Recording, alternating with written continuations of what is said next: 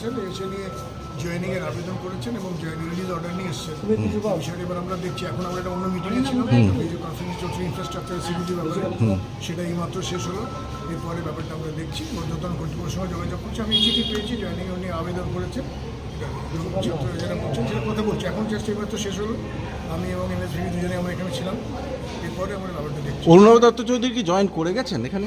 এটা উনি আবেদন জয়েন করে গেছে, মানে উনি এসে রিপোর্ট করেছেন, রিপোর্টেড না, জয়েন করা বলতে যা বোঝায় সেটা কি অফিসিয়ালি উনি করে গেছেন এখানে?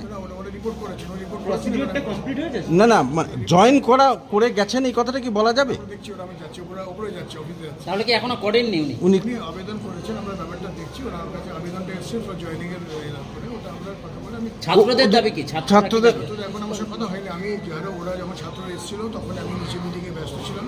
আমরা দুজনে এখানে চলে এসেছি। আমি এবারে কথা বলবো, এবারে কথা বলে দেখি কি আলোচনা হয়।